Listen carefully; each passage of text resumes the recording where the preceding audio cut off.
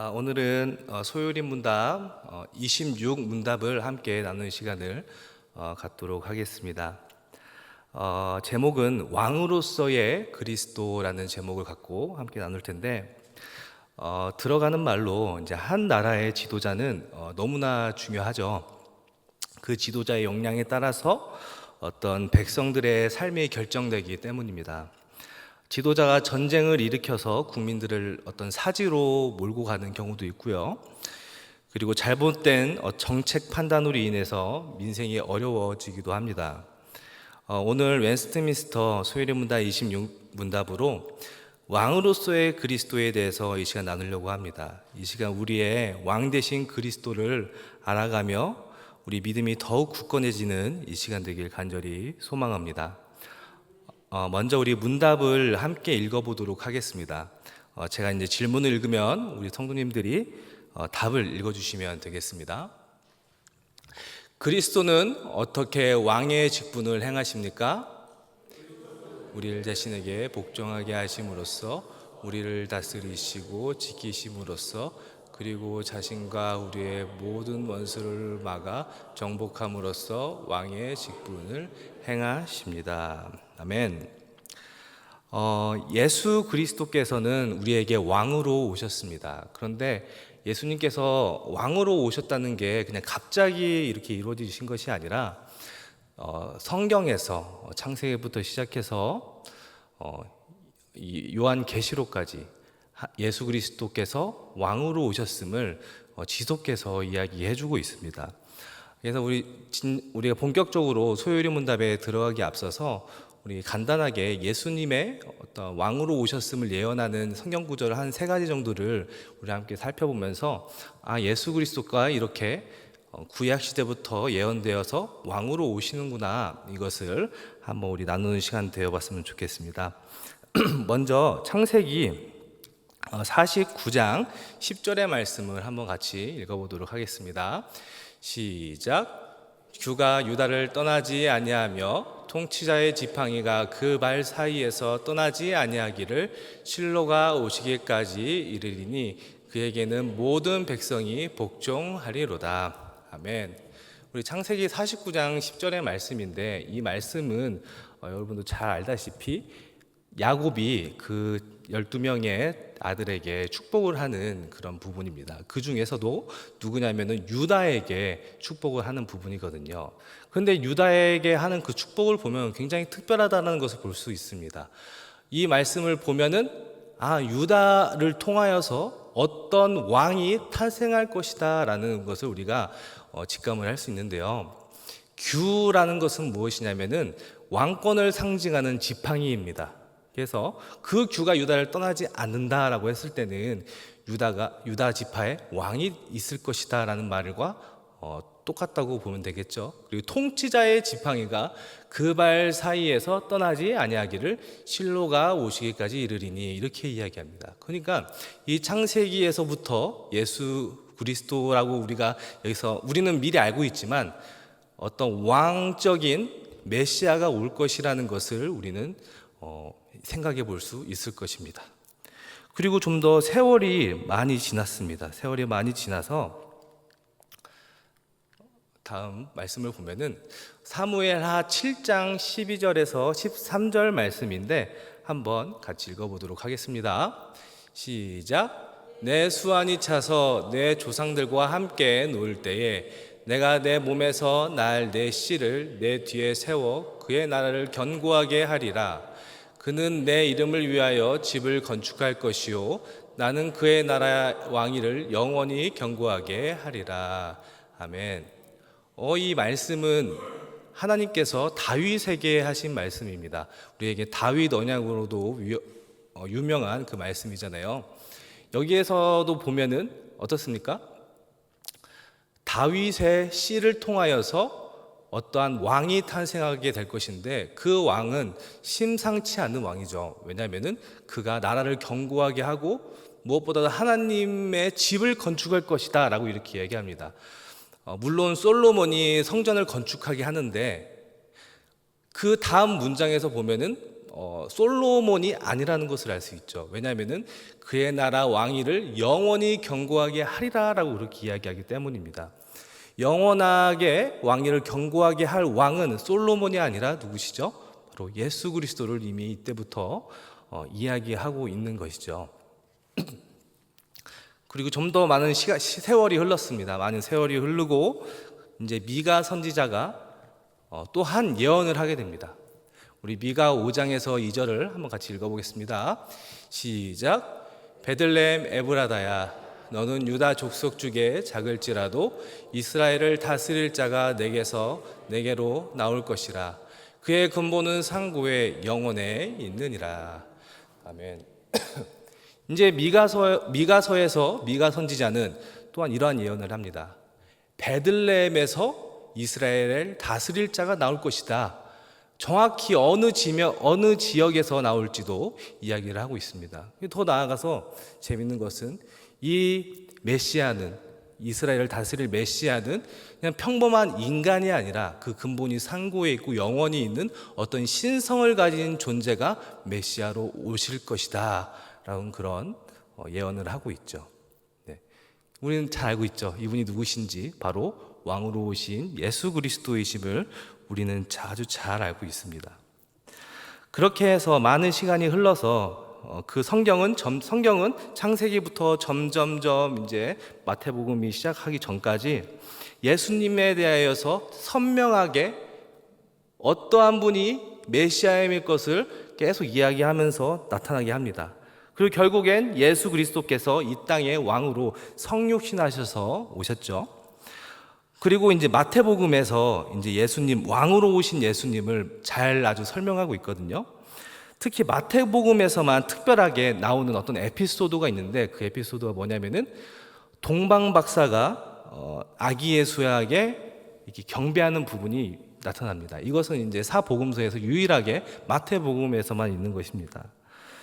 이 동방 박사들이 아기 예수께 와서 무엇을 바치냐면은 황금과 유황과 몰약을 예물로 바칩니다. 이 황금과 유향, 몰약은 왕권을 상징하는 예물이고 굉장한 사치품이죠. 그래서 이것을 통하여서 예수 그리스도는 왕으로 오시는구나. 마태복음이라는 책은 예수는 왕으로 오시는 분이구나 라는 것을 이야기를 해주고 있는 것입니다. 그래서 그분은 우리를 구원하시고 다스릴 왕으로 오시게 되는 것입니다. 그래서 지금부터 이제 어떤 소요리 문답의 내용들을 좀 살펴보려고 하는데, 이제 한 구절 한 구절 읽어보면서 우리에게 왕으로 오신 예수 그리스도께서 어떻게 우리를 다스리시는지 이거에 대해서 한번 이야기해 보도록 하겠습니다. 소요리 문답 26장에서는 이제 세 가지로 왕의 직분을 이야기를 하는데, 첫 번째로는 우리 자신에게 복종하게 하심으로써, 그리스도는 우리를 자신에게 복종하게 하심으로써 어떻게 합니까? 왕의 직분을 행한다라고 그렇게 이야기를 하고 있습니다. 이 이야기를 들을 때 우리가 예수 그리스도께 우리가 왜 어떻게 복종할 수 있는지에 대해서 한번 제가 이야기를 한번 해보려고 하는데, 골로새서 1장 13절에서 14절을 한번 읽어보겠습니다. 골로새서 1장 13절에서 14절 시작. 그가 우리를 흑암의 권세에서 건져내사 그의 사랑의 아들의 나라로 옮기셨으니 그 아들 안에서 우리가 속량 곧 죄사함을 얻었도다. 아멘. 이 말씀에서 보면 어떻습니까? 우리가 원래는 흑암의 권세 안에 있었다고 합니다. 근데 그 권세 안에서 하나님께서 우리를 건져내셔서 그의 사랑의 아들의 나라로 옮겨주셨다라고 그렇게 이야기를 하죠.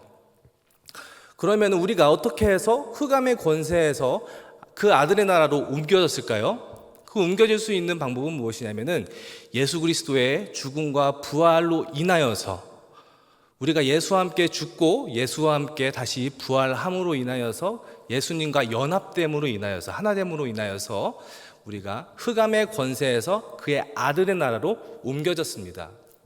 여러분들은 하나님 나라에, 그러니까 그 아들의 나라에, 그 안에 계시는 것을 믿으시나요? 아멘. 우리는 아직 천국에 나중에 천국의 하나님의 나라에 가게 될 것이지만 지금 우리는 하나님 나라 안에 있습니다. 왜냐하면은 하나님 나라라는 개념은 어떤 통치의 개념이기 때문입니다. 하나님께서 지금 현재 우리를 다스리고 계신다. 그렇기 때문에 우리는 지금 하나님의 그 사랑의 아들의 나라에 있다고 믿을 수 있는 것이죠. 그렇기 때문에 우리는 하나님의 그 통치권 안으로 들어갔기 때문에 우리는 하나님의 명령에, 그리스도의 명령에 순종을 해야 되는 것이죠. 그 통치권 안에, 원래는 마귀의 통치권 안에 있었는데 예수 그리스도께서 우리를 건져내셔서 그 하나님 나라 안으로 우리를 옮겨주셨기 때문에 우리는 하나님 나라의 통치를 받고 있습니다. 그래서 우리는 그리스도를 왕으로 삼아서 그분의 명령에 우리는 복종해야 되는 것입니다. 그래서 이제 우리가 성경을 읽다 보면은 그리스도 안에 있다라는 그런 표현을 많이 쓰잖아요.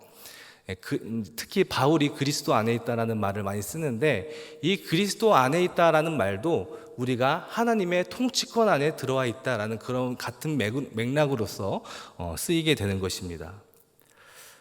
근데 이제 이러한 이야기를 듣다 보면은 굉장히 마음에 부담감이 들 수가 있어요. 왜 그러냐면은, 그래, 우리가 구원 받아서 하나님 나라 안에 들어왔습니다. 우리는 그 하나님 아들의 나라에 들어왔습니다. 그리고 그분의 통치권에 들어왔어요. 그리스도는 나의 왕이세요. 그리고 복종을 해야 돼요. 그런데 복종을 해야 되는 그 부분에서 굉장히 부담감이 있다는 것입니다. 뭔가 어려워 보이고, 그리고 뭔가 내 생각대로, 내 마음대로 못할 것 같은, 그렇게 하면 안 될 것 같은 그런 생각이 든다라는 것이죠. 근데 그리스도가 나의 왕이 되셨다라는 그 말은 우리가 좀 더 우리에게 자유와 해방을 주는 말임을 믿습니다. 왜냐하면은 골로새서 1장 14절 말씀에서 보면은 어떻게 나오죠? 우리가 그 아들 안에서 우리가 속량 곧 죄사함을 얻었도다라고 이렇게 이야기합니다. 그러니까 그리스도의 통치권 안에 들어와야지 우리가 죄사함을 얻을 수 있는 것이죠. 그리스도의 통치권 안에 들어와야지 죄로부터, 우리가 죄의 영향력으로부터 떠날 수 있게 되는 것이죠. 그래서 우리가 그리스도의 통치권 안에 들어왔을 때, 그리고 그리스도가 왕이 되었다라는 사실이 우리에게 자유와 해방을 준다는 것입니다. 이 사실을 우리가 꼭 기억하시길 바라겠습니다. 우리가 특히 생각해야 될 부분이 무엇이냐면은, 예수 그리스도께서는 십자가의 죽으심으로 우리를 섬겨주셨잖아요. 그래서 우리의 모든 죄를 지시고 십자가에서 죽으셨습니다. 그래서 아까 말씀드린 대로 우리가 죄의 지배권에 있는 것이 아니라 그리스도의 통치권 안에 들어있고 그 나라 안에, 그러니까 그리스도 안에 있다라고 우린 얘기했습니다. 그래서 가장 먼저 우리가 순종해야 될 부분이 무엇이냐면은, 말씀드렸다시피 나의 죄를 사해 주셨다라는 그 말에 우리는 순종을 해야 됩니다. 이 말이 좀 약간 어색하게 느껴질 수가 있습니다. 왜냐하면은 순종하라는 말은 어떤 행위적인 것들을 생각하기 쉬운데, 그리스도께서 나의 죄를 사해 주셨다라는 그 말씀부터 순종해야 된다라는 그 자체가 좀 어색하게 들릴 수도 있는데, 제가 이 얘기를 한 이유가 무엇이냐면은, 많은 사람들이 자신의 죄를 스스로 해결하려고 노력하기 때문입니다. 이런 생각을 가지신 분들이 있어요. 내가 하나님께 열심히 순종해야지 하나님께서 나의 잘못을 용서해 주실 것이다. 이러한 마음이 내재적으로 들어있는 분들도 많이 있습니다. 무의식적으로요. 그리고 하나님과의 나의 관계에 있어서요, 하나님과 나의 관계를 좋게 회복하기 위해서 내가 무언가를 열심히 해야 된다라고 생각하는 분들도 있습니다. 그런데 엄격히 얘기하면 이 부분들은 굉장히 이단적인 사상일 수가 있습니다.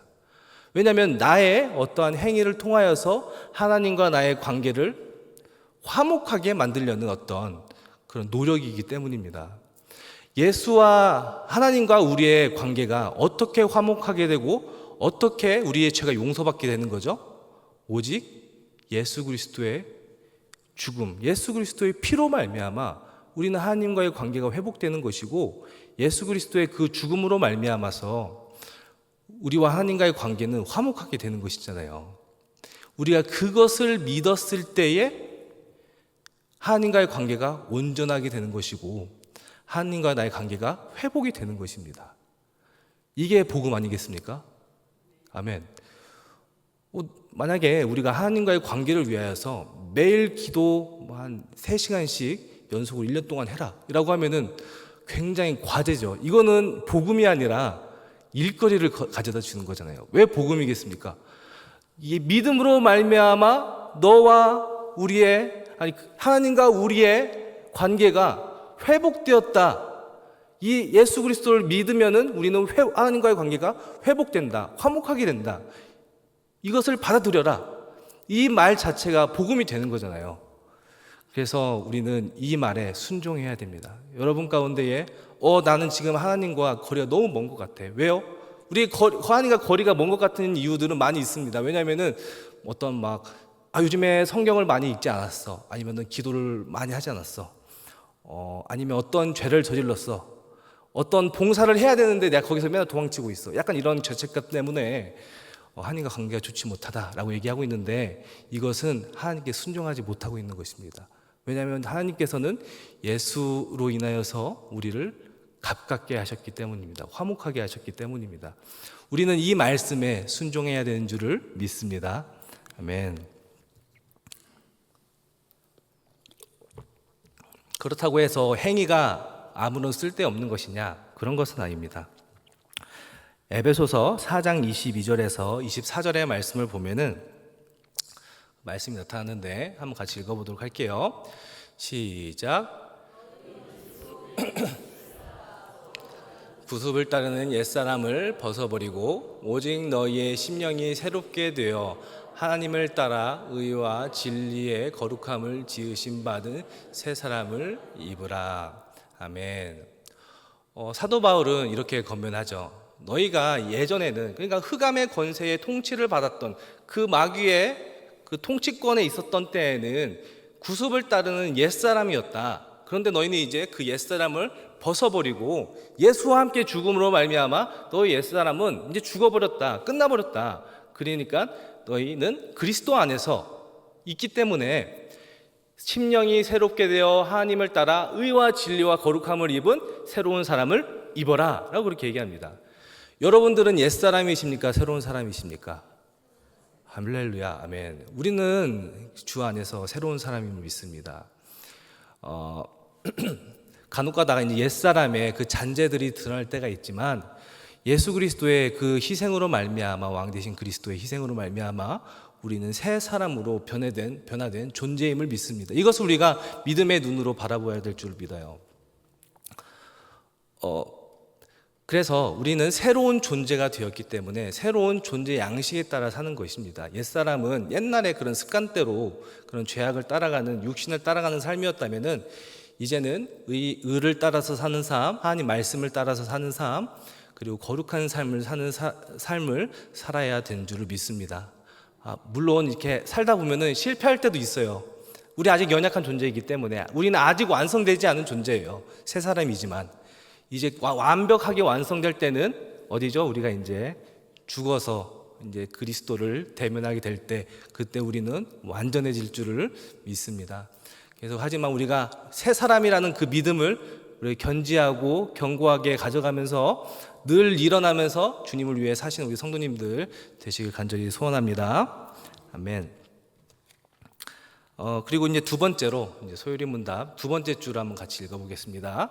빨간색으로 된 데 한번 읽어줄게요. 시작. 우리를 다스리고 지키심으로써, 그러니까 그리스도는 우리를 다스리고 지키심으로써 왕의 직분을 수행하고 계십니다. 우리를 다스리고 지키신다고 이렇게 합니다. 왕이 다해야 되는 의무가 무엇일까요? 왕은 이제 백성들이 마음 편히 살 수 있도록 외적으로부터 보호를 해야겠죠. 그리고 백성들이 혼란스럽지 않도록 이제 어떤 인도를 해줘야 되는 게 바로 왕의 의무입니다. 그리스도가 우리를 다스리시는 것도 마찬가지예요. 예수님이 왕 되신 예수님은 우리를 향한 의무가 있으세요. 요한계시록 7장 17절 한번 볼게요. 이제 왕 되신 예수 그리스도를 이렇게 묘사하고 있습니다. 읽어보겠습니다. 이는 보좌 가운데 계신 어린 양이 그들의 목자가 되사 생명수 샘으로 인도하시고 하나님께서 그들의 눈에서 모든 눈물을 씻어 주실 것임이니라. 아멘. 보좌 가운데 계신 어린 양, 보좌에 앉으신 어린 양이라고 하죠. 예수 그리스도는 그 하늘 보좌에 앉으신 분이십니다. 하늘 보좌에 앉았다는 것은 무슨 뜻일까요? 바로 이 세상을 다스리시고 인도하시는 그런 분인 것을 이 말씀은 이야기하고 계십니다. 우리가 겉으로 보았을 때, 그리고 세상에 여러 가지 뉴스를 보았을 때, 이 세상은 각자 사람들의 어떠한 뜻대로, 그리고 어떤 경제 엘리트들, 정치 엘리트들에 의하여서 세계가 움직이는 것처럼 보입니다. 푸틴이 결정을 했기 때문에 우크라이나 전쟁이 일어난 것 같기도 하고, 그리고 이스라엘이 결심을 했기 때문에 하마스와 전쟁을 벌이는 것 같기도 하고, 그런 생각이 들겠는데, 하지만 이 세상을 다스리시는 분은 오직 예수 그리스도임을 믿습니다. 히브리서에서 보면은 예수 그리스도가 그의 능력의 말씀으로 만물을 붙드신다라고 1장에 나타나 있거든요. 그리고 예수 그리스도께서는 우리의 목자가 되셔서 우리 아까 성경 말씀 읽은 것처럼 생명수 샘으로 인도하신다라고 그렇게 이야기하십니다. 그래서 우리가 믿음의 눈을 들어서 이 세상은 이 엘리트들이 움직이는 것이 아니라 그리스도께서, 그 배후에 계신 그리스도께서 움직이고 계신다라는 것을 우리가 믿음의 눈으로 보았으면 좋겠습니다. 이 세상은 이렇게 지금 진행되고 있고, 마치 그리스도께서, 왕 되신 그리스도께서 손을 놓고 있는 것처럼 보이고 불우한 일들이 일어나는 것처럼 보이지만, 성경에서는 분명히 이야기하고 있습니다. 이 세상의 마지막은 반드시 온다라는 것이죠. 예수 그리스도께서 다시 오셔서 이 왕으로 오셔서 이 세상을 심판하실 것이다, 이렇게 얘기합니다.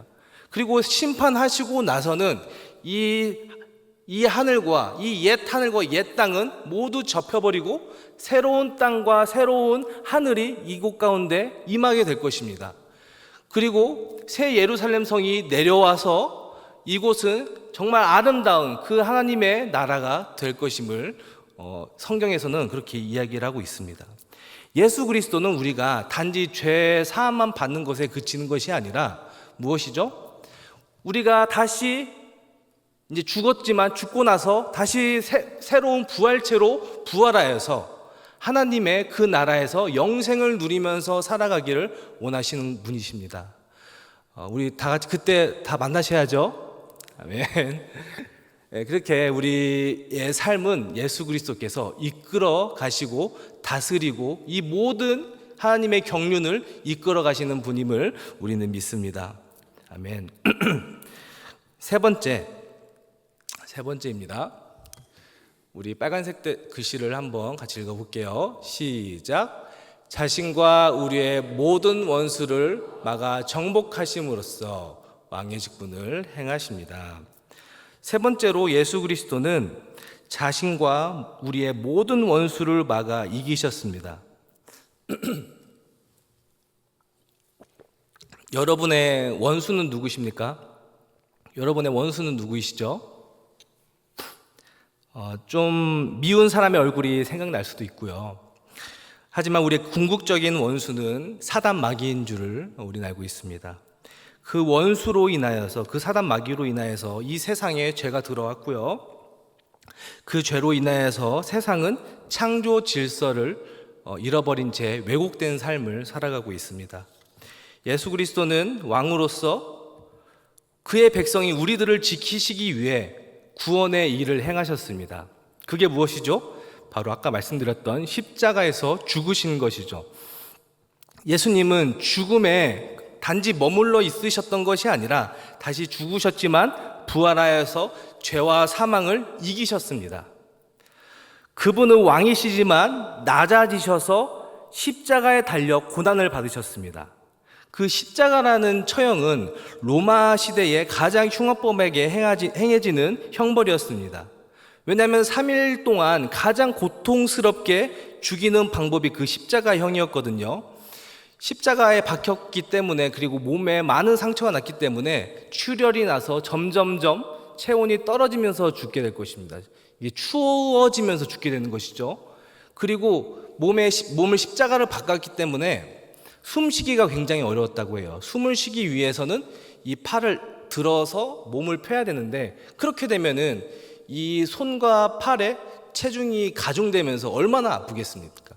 숨 쉴 때마다 그러한 고통을 겪어야 된다면은 3일 동안요, 얼마나 고통스럽게 죽는 형벌이겠습니까? 예수님은 그렇게 하늘의 왕이시지만 이 세상의 가장 낮은 그 흉악범이 저지른 그 형벌을 받아야 되는 그런 고통을 당하셨다는 것입니다. 그렇게 예수님은 십자가 위에서 죽으셨습니다. 백성을 사랑한 왕으로서 죽으셨습니다. 그러면서 마태복음 27장 46절에 보면은 예수님은 이렇게 이 말씀을 하시면서 죽으셨죠. 한번 같이 읽어보도록 하겠습니다. 시작. 제9시쯤에 예수께서 크게 소리질러 이르시되 엘리 엘리 라마 사막다니 하시니 이는 곧 나의 하나님 나의 하나님 어찌하여 나를 버리셨나이까 하는 뜻이라. 아멘. 예수님은 나의 하나님 어찌하여 나를 버리셨습니까? 라고 이렇게 이야기하면서 이러한 절규 가운데서 예수님은 죽으셨습니다. 근데 이 말은 굉장히 의미심장한 말이에요. 왜냐하면 이 말은 왕의 절규이기 때문에 그래요. 왜 왕의 절규냐면 다윗도 시편 22편에서 어떻게 부르짖냐면 내 하나님이여 내 하나님이여 어찌 나를 버리셨나이까 라고 시편 22편에서도 이렇게 이야기를 하고 있습니다. 마태복음은 유대인에게 복음을 전하기 위해서, 예수님을 소개하기 위해 쓰여진 책이거든요. 근데 만약에 유대인 입장에서 이 글을 읽었다면 어떤 생각이 들까요? 예수님께서 이렇게 죽으시는 거죠. 나의 하나님 어찌하여 나를 버리셨나이까 라고 했을 때 유대인 입장에서 이런 생각이 들 거예요. 저 말은 다윗이 시편에서 부르짖은 이야기인데 우리의 가장 위대한 왕이 부르짖었던 부르짖음을 왜 예수 저 사람이 이야기하고 있는 것이지? 라고 하면서 의문이 들겠죠.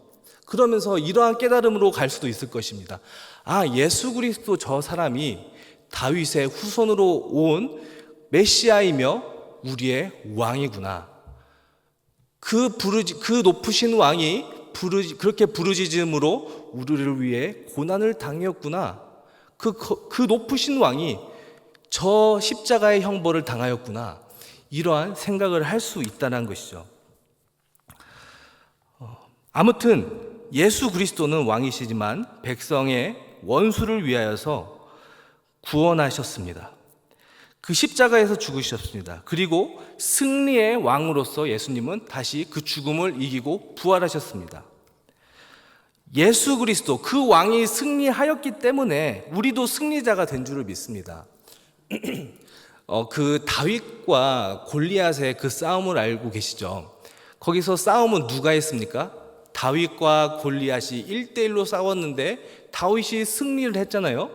다윗이 승리를 하니까 이스라엘이 승리를 한 것과 똑같아졌잖아요. 이게 마찬가지예요. 이 대표성의 원리라고 이야기를 하는데 예수 그리스도께서 승리하셨기 때문에 그 백성들도 승리자가 되는 것입니다. 우리는 진정한 승리란 게 무엇이냐면, 어떤 진리의 승리가 무엇이냐면 내가 세상에서 어떤 것을 성취하는 게 승리가 아니라 내 안에 예수 그리스도가 계시는 거, 내가 예수 그리스도의 통치권 안에 있는 것이 바로 승리자인 줄을 믿습니다. 왜 그렇죠? 예수께서 승리자이시기 때문에 그렇습니다. 그래서 사도 바울은 고린도전서 15장 57절에서 이렇게 이야기를 하고 있습니다. 우리 같이 한번 읽어보도록 하겠습니다. 시작. 우리 주 예수 그리스도로 말미암아 우리에게 승리를 주시는 하나님께 감사하노니 아멘. 우리의 승리는 예수 그리스도로 말미암은 것입니다. 우리 아까 얘기했던 거, 하나님과 나의 관계가 회복되고 화목하게 되는 것이 무엇으로 인함이라고 말씀드렸죠? 예수 그리스도의 그 피로 말미암아, 예수 그리스도의 그 공로로 말미암아 우리가 하나님과 화목하게 되는 것처럼 우리에게 어떠한 승리가 무엇이냐면은 바로 예수 그리스도의 승리로 말미암는 것입니다. 예수께서 십자가에서 승리하셨기 때문에, 죽음을 뚫고 부활하셨기 때문에 예수 그리스도와 연합된 우리, 예수 그리스도의 통치권 안에 있는 우리는 바로 승리자인 줄을 믿습니다. 이게 진짜 승리입니다. 근데 세상 사람들은 이 사실을 외면을 하죠. 그리고 교회 다니시는 많은 분들도 이 사실을 잊은 채 살아가시는 분들이 많이 있습니다. 우리가 그래서 세상을 살아갈 때 상실감이 들 때 이 진리를 꼭 기억하셨으면 좋겠습니다. 사람들이 나를 인정해 주지 않을 때, 내가 얻고 싶은 게 있는데 그걸 얻지 못했을 때, 그리고 내 뜻대로 어떤 일이 진행이 되지 않았을 때 우리의 마음 가운데는 어떠한 패배감이 들 때가 많이 있습니다. 하지만 그럴 때마다 진정한 승리는 예수 그리스도로부터 온다라는 그 사실을 기억하고 사시길 간절히 소망합니다. 그렇다고 해서 이렇게 세상에서 진짜 세상적으로 실패만 하면서 살아라 이런 이야기가 아니에요.